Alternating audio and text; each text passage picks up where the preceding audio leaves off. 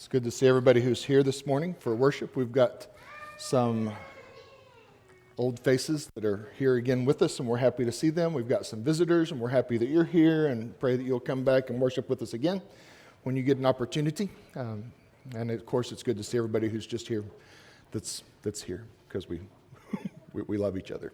So I took a straw poll this morning from a large sample of 3 people and asked them what lesson they wanted to hear again. And so they decided they wanted to hear from the book of Job. I've got this lesson, and essentially this is not a real deep theological lesson. One of the lessons I gave them as a selection was about Calvinism. They didn't want to hear that today, and so we're not going to get real deep into Calvinism. Another option was the miracles of Jesus, and they heard that just last week, and so they didn't want to hear that one again today as a quick repeat. So we're going to do the book of Job a little bit. I really love the scriptures for many reasons, but one of the reasons is there are some places in Scripture that are more obscure. They're just places that we don't read a lot. We read about the miracles of Jesus, we read about his life, we read the New Testament over and over again, but there are places, especially in the Old Testament, that are maybe not things we think about often. Some of those things that I love to think about are the example of when Balaam's donkey decided to talk to him and say, "Why are you beating me?" I think that's an amazing picture. It's something that we have to really think about, and Shrek comes to mind because the donkey's talking, but it's something that had to have been an amazing thing. It had to have taken Balaam back for a second and wait a second. Another place was when Elisha, the prophet, was walking along, and there was a bunch of teenagers that were making fun of him, and he called two donkeys, I've got donkeys on the brain, he called 2 bears down from the mountain and came and ate the children for making fun of him. I love to think about Elijah on the top of Mount Carmel, and he's challenged the 500 prophets of Baal, and they're sacrificing to their God, and he's telling them, look, maybe he's asleep, maybe you need to cry louder, maybe you need to cut yourself some more, or maybe all this stuff you're doing, you need to do it some more, and then he's just making fun of them the whole time. It's just how bold he had to have been in that situation. I can't even imagine. But one of the places that I think is amazing, and the one I want to consider today, is something that, essentially the point of this lesson is for us to remember the God we serve. That he is all-powerful, that he is the creator, that he does have all things in control from the beginning. And that was something that he reminded Job of. And just kind of as a starter for the lesson, Job was probably the first book that was physically written. It's probably the oldest book. It didn't happen first. Of course, Genesis happened first, but Job was written probably first. It's a very old text. Job was a very wealthy man. He was known as the most wealthy man in all of the land where he was living. And Satan challenged God and says, you know what? If you take away all Job's stuff, he's going to curse you. He's not going to serve you anymore. He's not going to love you anymore. He's going to turn his back on you. And so God says, okay, do your best. And so in one day, Job lost all of his children.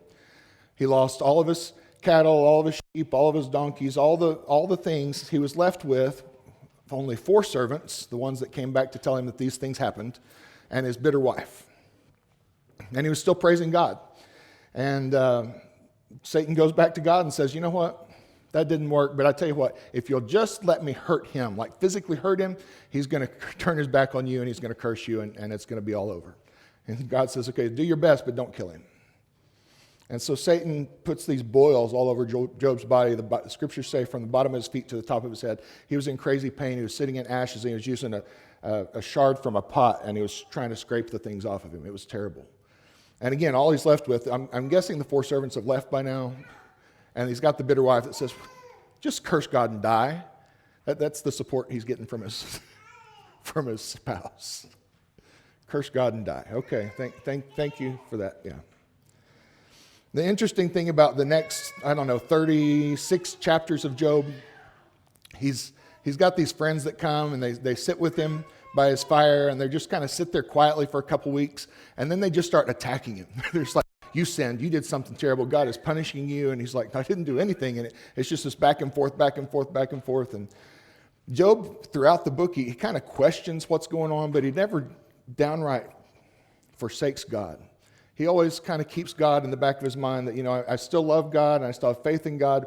But you can get to the point, it kind of gets to the point in 36, 37 where he's kind of not quite sure anymore. And I think we've all been to that point at some point in our lives where it's just like, man, it just keep getting punched and punched and punched, and I'm not sure if I can make it through the next round, Lord. And an amazing thing happens because God kind of picks Job up by the shoulders and says, look, I need you to understand who I am.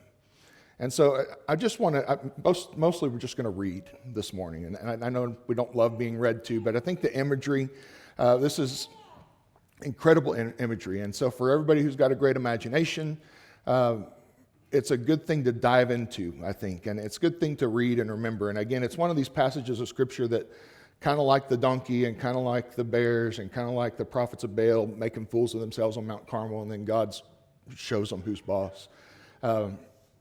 Essentially, God tells Job, this is what's up. And so in Job, the 38th chapter, we find these words. Then the Lord answered Job out of the whirlwind and said, who is this who darkens counsel by words without knowledge? Now prepare yourself like a man. I will question you, and you shall answer me. Yikes. I mean, you've been sitting there doubting God. You've been sitting there wondering, why has all this happened? What's going on? And God speaks to you directly. We don't have this experience. Again, this is something we've just got to kind of imagine. He says, look, Buck, let's talk. You're going to answer some of my questions. And here he goes. He starts out with the creation of the universe. He says, where were you when I laid the foundations of the earth? Tell me, if you have understanding, who determined its measurements? Surely you know. Or who stretched the line upon it? To what were its foundations fastened? Or who laid its cornerstone? When the morning stars sang together and all the sons of glory shouted for joy.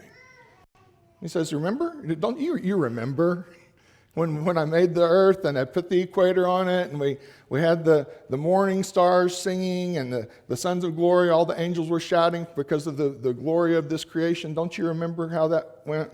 And he continues, he says, or in verse 8, who shut in the sea with doors when it burst forth and issued from the womb? When I made the clouds its garment, a thick darkness its swaddling band, when I fixed my limit for it and set bars and doors, and when I said, this far you may come, but no farther, and here your proud waves must stop. The seas are something that are powerful. Any of us that have spent time on a cruise ship or at a beach have seen the power of the waves. And you just wonder sometimes, well, why did they decide to stop right there? But they do. And God did it, and he made it so that we could have land to live on. He continues and he says in verse 12, have you commanded the morning since your days began, and caused the dawn to know its place, that it might take hold of the ends of the earth, and the wicked be shaken out of it? It takes on form like clay under a seal. It stands out like a garment. From the wicked their light is withheld, and the upraised arm is broken. Have you entered the springs of the sea, or have you walked in search of its depths?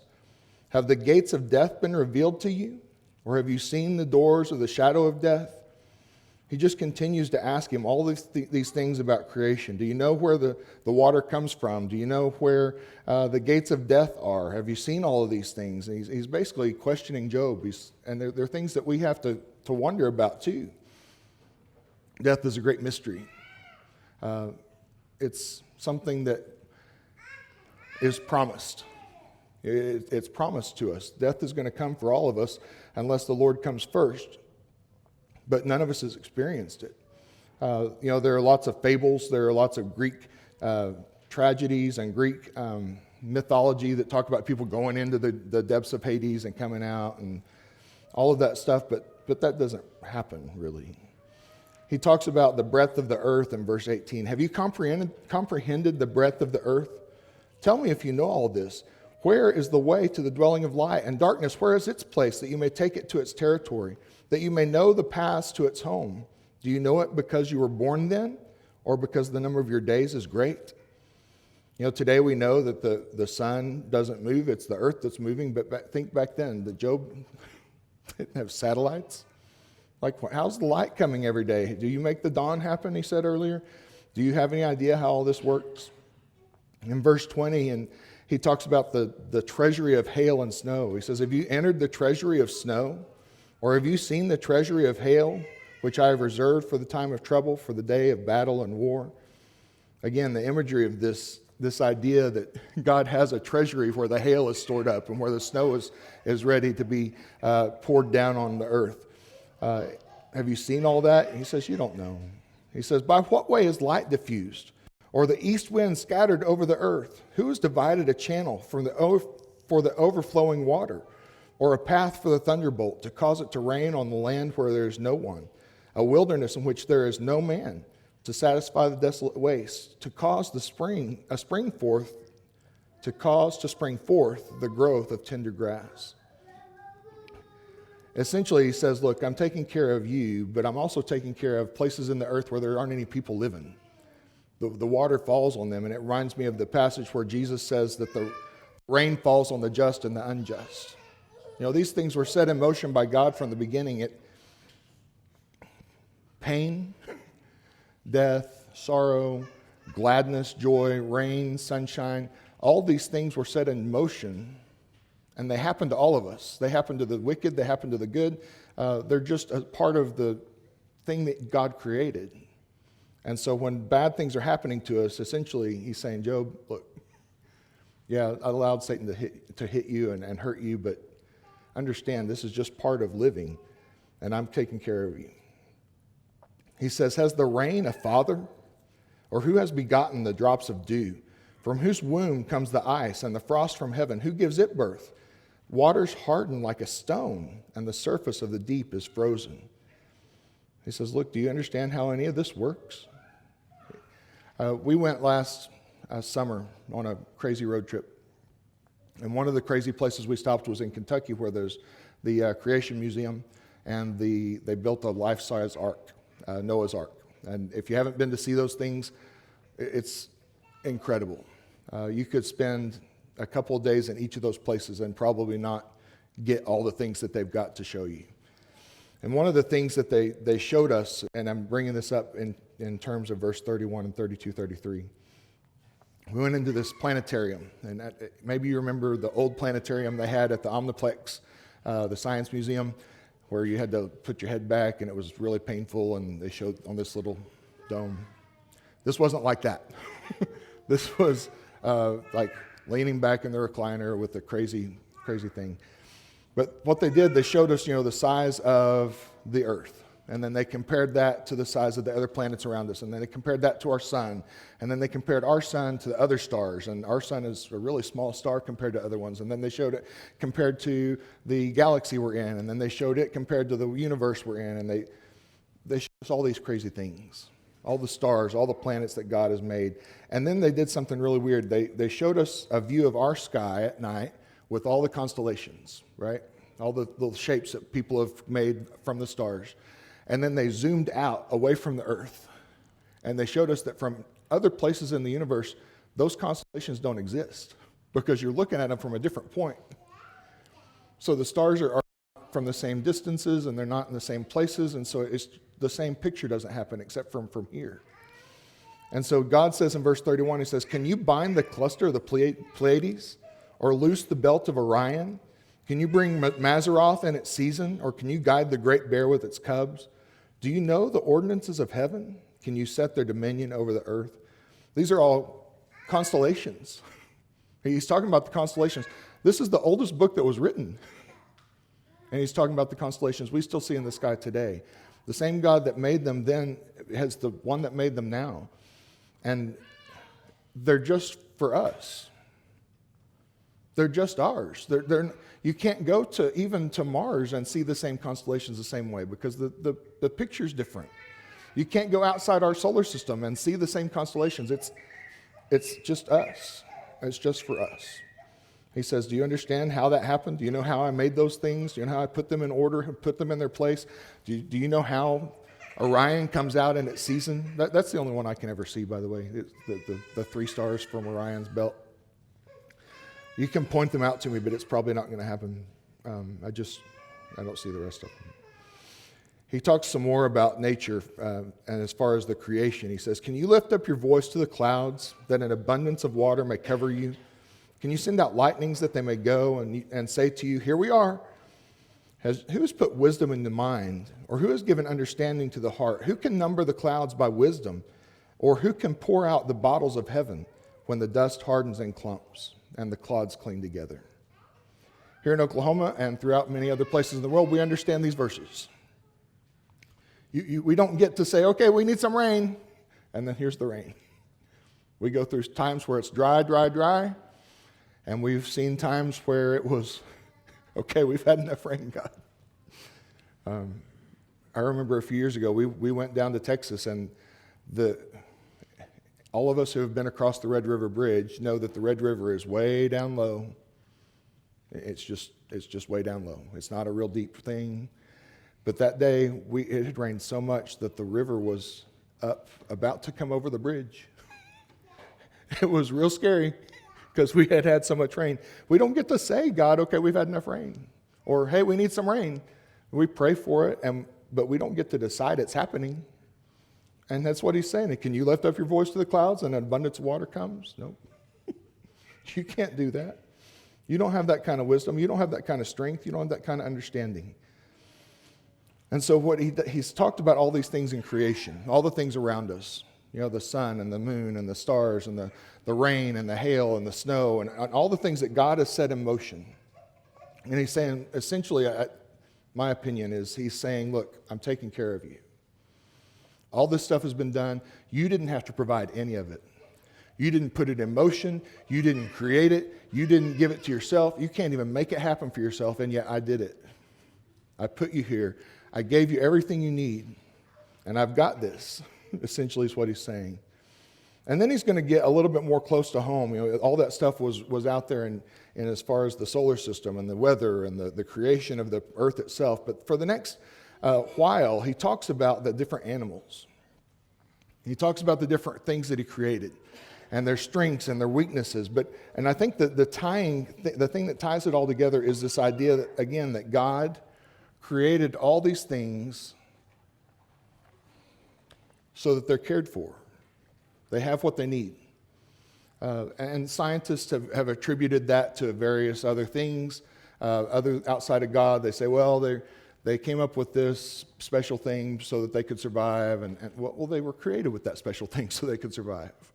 And they were created with the ability to morph and the ability to adapt to their surroundings, because God created them that way. And so in chapter 38, verse 39, God continues and he says, "Can you hunt the prey for the lion, or satisfy the appetite of the young lions when they crouch in their dens or lurk in their lairs to lie in wait? Who provides food for the raven when its young ones cry to God and wander for lack of food?" So are you going out and getting food for the lions? No, they take care of that themselves. Do the young cubs have to worry? No, the moms, they take care of it. They bring them their food. You don't have to worry about them. They've got this. What about the raven? They're annoying and they're loud and they are everywhere. We've got 3 ravens bullying every bird in our backyard right now. They don't have to worry about food. You don't have to worry about food for them. He goes on in chapter 39, he says, "Do you know the time when the wild mountain goats bear their young?" He said, "Have you been up there in the mountains to see when they have their kids?" He says, "Can you number the months that they fulfill? Do you know how long a deer," he says, "do you know the time when a deer gives birth? Can you number the months? In other words, do you know how long they're pregnant? Do you know what time they bear their young? They bow down. They bring forth their young. They deliver their offspring. Their young ones are healthy. They grow strong with grain. They depart and do not return to them." I think it's, we have our pets. We have, all of you who have been to our house in the last year have seen our horse Milo. He's about 100 pounds. He's not a year old yet. He cut his foot a couple weeks ago. Cut it bad. Nasty gash on his back foot. And we took him to the vet, and he got the stitches, and he had the cone of shame, but his legs were too long, and so he got his leg around the cone of shame and took the stitches out anyway. And you know, the thing is, his foot is okay. It's okay. And it reminds me of this. He says the young deer, the young goats, is anybody worrying about them? No, they're fine. I made them strong. They're gonna be okay. And then I think of the little sea turtles, the baby sea turtles. The mama comes up on the beach, digs a hole, buries them, they hatch, and they're like the most helpless things. And they're just flapping, and they crawl to the sea, and birds eat a bunch of them. But you know a bunch of them make it because they're still sea turtles. They're not gone because they're little and tiny and defenseless. No, God made them so that they could survive that. Now, they hatch a lot of eggs. There's a bunch of them, and a bunch of them don't make it, but we still have sea turtles. He says they grow strong. They do not depart. They don't return. He says, who set the wild donkey free? Who loosed the bonds of the onager? Whose home have I made the wilderness, and the barren land is dwelling? He scorns the tumult of the city. He does not heed the shouts of the driver. The range of the mountains is his pasture, and he searches after every green thing. He says, who's got the wild donkey? He says he's got this. He's got everything he needs. He says, will the wild ox be willing to serve you? Will he bed in your manger? Can you bind the wild ox in the furrow with ropes? Or will he plow the valleys behind you? Will you trust him because his strength is great? Or will you leave your labor to him? Will you trust him to bring home your grain and gather it in your threshing floor? He says, look, these wild beasts, and we've tamed many of them. People use cows and oxen and things, but I think he's talking about something greater than that. And the reason I think that we'll get to in just a minute. He's talking about all these animals, and most of them we know. You know, we know deer, we know goats, we know oxen, we know donkeys. He's going to talk about the ostrich. He says in verse 13, chapter 30, the wings of the ostrich wave proudly, but are her wings and pinions like the kindly storks? Ostriches are frightening animals. Maybe people love them. Maybe you love them. But they're frightening. I mean, they're giant, and it looks like they would peck your eye out just because you looked at them the wrong way. It's a terrifying thing. But they've got their limits. They're not like the stork. The stork, flying across all gracefully out in the sky. That's not the ostrich. And he even says, look, the ostrich isn't real smart. He says, she leaves her eggs on the ground and warms them in the dust. She forgets that a foot may crush them, or the wild beast may break them. She treats her young harshly as though they were not hers. Her labor is vain without concern, because God deprived her of wisdom and did not endow her with understanding. She lifts herself on high. She scorns the horse and its rider. Okay, ostriches just leave their eggs in the ground. He says it's not super smart. I didn't give her great wisdom. But again, he gave her what she needed, because there's still ostriches today. We still have them to be frightened of and to worry that they're going to peck your eye out. They're still around. Even if they're not smart, even though they're not like the smartest thing, even though they're weird looking, they're still around. He said, I took care of them. I gave them what they needed. Even if I didn't give them wisdom, they have everything they need. He says in verse 19, have you given the horse strength? Have you clothed his neck with thunder? Can you frighten him like a locust? I had some bad experiences with horses when I was real little. I don't love horses. They're beautiful. If you like riding them, I'm happy for you. That's great.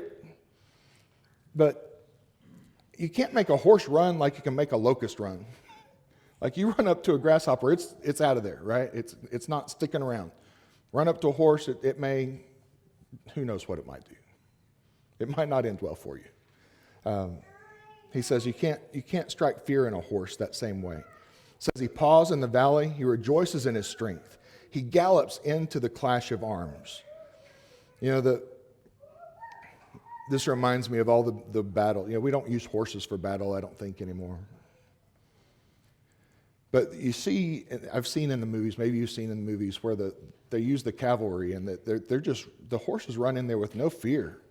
And they're getting speared, and they're getting slashed and gashed, and the horse is just going, not afraid of anything. Just gallops into the clash of arms, he says. He mocks at fear and is not frightened, nor does he turn his back from the sword. The quiver rattles against him, the glittering spear and javelin. He devours the distance with fierceness and rage, nor does he come to a halt because the trumpet sounded. At the blast of the trumpet, he says, "Aha!" He smells the battle from afar, the thunder of captains and shouting. He says, horses are powerful, they're strong, they've got no fear, but yet I've got them. He says, does the hawk fly by your wisdom and spread its wings toward the south? Does the eagle mount up at your command and make its nest on high? On the rock it dwells and resides, on the crag of the rock and the stronghold. From there it spies out its prey. Its eyes observe from afar. Its young ones suck up blood, and where their slain are, there it is. Look, the eagles, the hawks, we understand these. We still have these animals. And we don't have the mountains for them to live in, but we can imagine the eagles that are in places like Colorado and places like that where they're just up in the high mountain. But what we do see is we see the hawks way up in the sky. And they're just circling, looking for food. They're not down here close to the ground looking for food. They're up here, and their eyes see little things. He gave them everything they needed.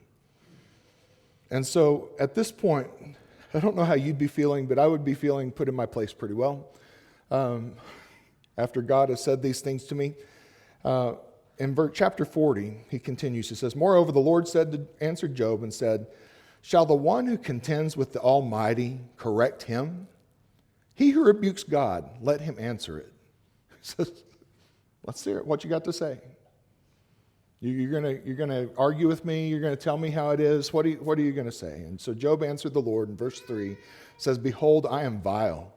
What shall I answer you? I lay my hand over my mouth. And once I have spoken, but I will not answer. Yes, twice, but I will proceed no further." He says, "I'm done." Okay. I remember you're the boss.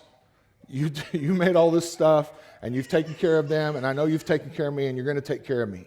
I get it. I'm done. But God wasn't done. Then the Lord answered Job out of the whirlwind and said, Now prepare yourself like a man. I will question you, and you shall answer me." He says, we're not done yet, bub. Here we go. He says, "Would you indeed annul my judgment? Would you condemn me that you may be justified? Have you an arm like God? Can you thunder with a voice like his? Can you adorn," he says, "then adorn yourself with majesty and splendor, array yourself with glory and beauty, disperse the rage of your wrath. Look on everyone who is proud and humble him. Look on everyone who is proud and bring him low. Tread down the wicked in their place. Hide them in the dust together. Bind their faces in hidden darkness. Then I will also confess to you that your own right hand can save you." This is okay. Can you put people in their place? Can you make the wicked pay for their wickedness? Can you make the unrighteous be held in darkness? And then the part that brings a lot of people this big mystery is at the end of chapter 40 and the beginning of chapter 41. Because he's going to bring up two animals that, all these animals we've known, right? Everything he's brought up. But these two animals he's going to bring up, we don't see today. They're not at the OKC Zoo. They're not, they're just not around. We don't see them. And lots of people have speculated as to what these animals were, what they might be, trying to make them into modern day animals, which it could be. But again, we took this crazy road trip, and part of the road trip we went to the we went to the Creation Museum. And when you go to the Creation Museum in Kentucky, the first hall you go into, it's showing you all of these cultural examples of what they called dragons. And you see throughout all these cultures, all these mentions of dragons and people fighting dragons, and we think of it as, okay, cool, there's the man in the armor and he's fighting the dragon, and we think of it that way. And that's the way a lot of the cultures show it. These fire-breathing dragons and these giant beasts and they show in this Creation Museum, they show the different cultures throughout history that have mentioned dragons. And then they kind of turn it and they say, you know what? The word dinosaur only came up in the last 150 years. The word dinosaur is something new to the world's vocabulary. But dragons have been around forever. And what they're saying essentially is that these dragons people are fighting were like the dinosaurs that we see the bones of, that we see the fossils of. And so he talks about in chapter 41, verse 15, the behemoth. He says there's this animal, the behemoth, and it was obviously something Job would have known. We don't have an animal, the behemoth. We don't go to the zoo and say, hey, okay, well, there's the behemoth. But we sure have seen some fossils of some giant things, some giant animals that used to roam the earth. And part of the Noah's Ark exhibit that they have, they speculate that Noah, part of the animals he brought on were some of these dinosaurs, these dragons, these beasts, because he had room for them, certainly. And so we don't know when they left the earth. We don't know what happened, but we know that they did exist. It wasn't just a thing. And so he says, look at the behemoth, which I made along with you. He eats the grass like an ox. See, now his strength is in his hips, his power in the stomach muscles. He moves his tail like a cedar. The sinews of his thighs are tightly knit. His bones are like beams of bronze. His ribs like bars of iron. He is the first of the ways of God. Only he who made him can bring near his sword. Surely the mountains yield food for him, and all the beasts of the field play there. He lies under the lotus tree, in the covert of reeds and marsh. The lotus trees cover him with their shade. The willows by the brook surround him. Indeed, the river may rage, yet he is not disturbed. He is confident, though the Jordan gushes into his mouth, though he takes it in his eyes, or one pierces his nose with a snare. He says, look, this animal is something that was mighty. And I made it, and most men are scared of it. You can't do anything with it. And he goes on and he talks about the Leviathan in chapter 41. Now, the Leviathan had to have been something nasty to behold. It says, can you draw out Leviathan with a hook, or snare his tongue with a line which you lower? Can you put a reed through his nose, or pierce his jaw with a hook? Will he make many supplications to you? Will he speak softly to you? Will he make a covenant with you?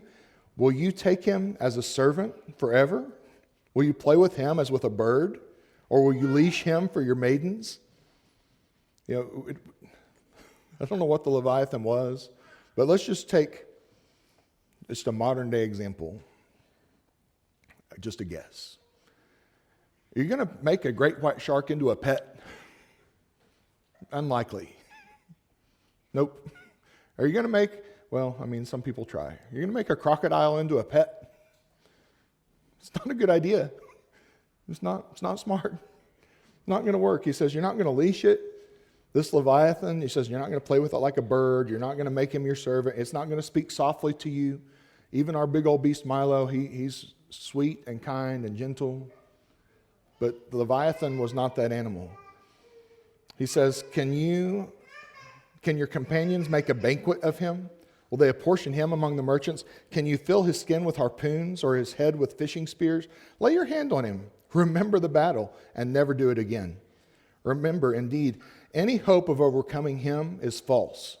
Shall one not be overwhelmed at the sight of him? No one is so fierce that he would dare stir him up. Who then is able to stand against me? So he turns it. He says, look, I made the behemoth. I made Leviathan. I made all these things. Who's going to stand up to me? Who's going to stand up to God, who made all of these things and cares for all these things? Who has preceded me that I should pay him? Everything under heaven is mine. I will not conceal his limbs, his mighty power, or his graceful proportions. Who can remove his outer coat?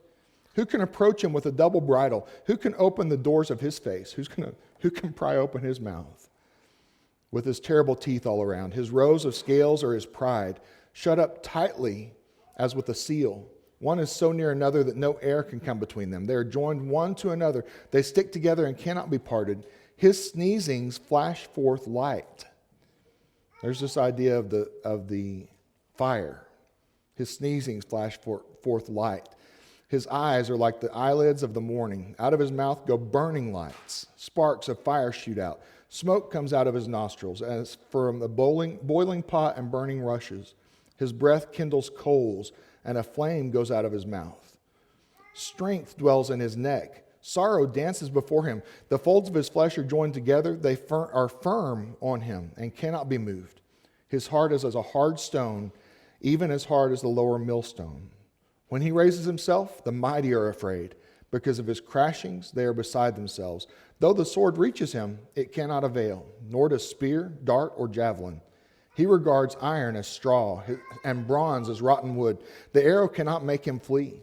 Sling stones become like stubble to him. Darts regarded as straw. He laughs at the threat of javelins. His undersides are like sharp potsherds. He spreads pointed marks in the mire. He makes the deep boil like a pot.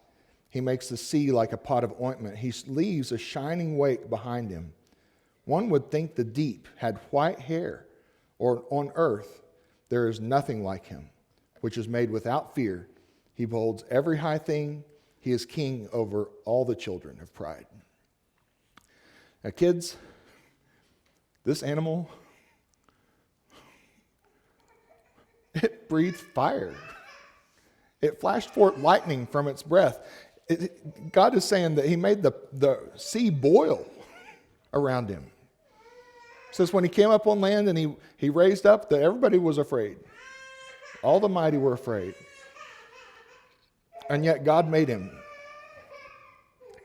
God created all the things around us. He created all the animals. He created the stars. He created everything for us. Romans 1 says, so that we can see and are without excuse to know his power and glory. All the things around us are so that we can know there is a God. He created the things. He created us. And he created us in his image. Out of all those animals we talked about, out of all the beasts, the Leviathan that's gone away, the behemoth, the goats and the deer and the donkeys and the eagles and the hawks, the one thing that was different between them and us is we were made in the image of God. We have a soul. Our spirit's going to live on. We're going to, let's put it this way. Once we come into being, we don't stop being. We are not a body with a soul. We're a soul with a body. And that's a weird way to think of things. But if you think about it, we are not a body that happens to have a soul. We're a soul that right now happens to have a body, and it's going to live on. And so the question is, do you want your soul to live on in heaven or in hell? Do you want to serve God? Serve the God that created all these things? Or do you want to try to go against him? And essentially, God told Job, good luck. Good luck.